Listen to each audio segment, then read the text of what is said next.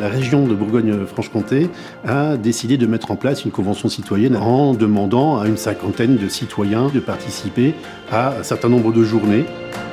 On a quand même un rôle à jouer et donc faire appel aux citoyens, c'est pas anodin. L'intérêt, c'est aussi d'entendre des spécialistes. Ça nous impacte tous et on a tous notre avis à donner. En plus, ils arrivent à vulgariser des sujets complexes. Alors au début, je cache pas, la première séance c'était assez intense émotionnellement parce que on n'a pas tous le même avis, on n'a pas tous les mêmes pensées, les mêmes réflexions. Alors je rate jamais une occasion d'aller sensibiliser, surtout quand on a toute la population. Quand on vient comme ça dans une convention citoyenne, il y a des gens qui sont tirés au sort, qui viennent de la ville, de la campagne, qui sont français depuis 1000 générations ou qui sont issus de l'immigration récente. L'idée aujourd'hui, c'était de présenter les solutions en termes d'autopartage. Je pense que c'est utile que les gens s'expriment, disent ce dont ils ont besoin et que ça remonte. Encore une fois, on est sur une problématique de la vie quotidienne et donc c'est intéressant d'avoir dans ce cadre-là toutes les opinions de tous les habitants, en tout cas du plus grand nombre, de la plus grande diversité.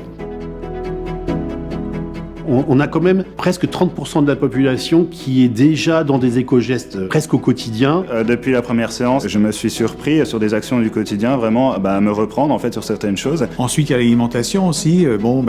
Peut-être travailler plus avec des personnes qui travaillent au local. Et je note aussi, pour vous, la nourriture, c'est ce qui serait le plus facile à changer. C'est plus facile à produire près de chez nous. C'est le changement le plus simple à faire. Le message aussi des scientifiques reste dans un coin de nos têtes et je veux dire, on vit avec ça. Ça a nourri ma réflexion, effectivement. J'ai envie de m'appliquer plus dans le collectif, en fait.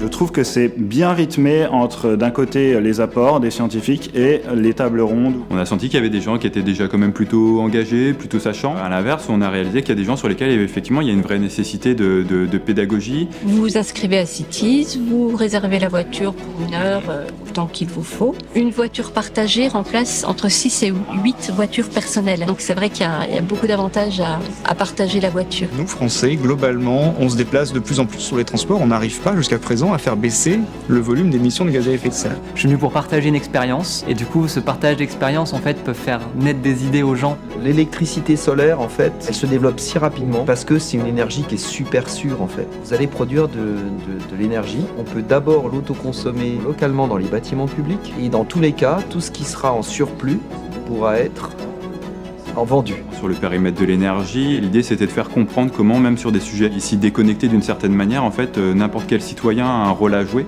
À la fin de la convention citoyenne, on va avoir des propositions à faire et je pense qu'on est dans le bon sens. J'ai entendu d'autres sons de cloche qui peut-être remettent un peu en cause des certitudes que j'avais. Moi, je dis que chaque citoyen devrait venir à une session comme ça pour pouvoir se rendre compte de la gravité des choses en fait.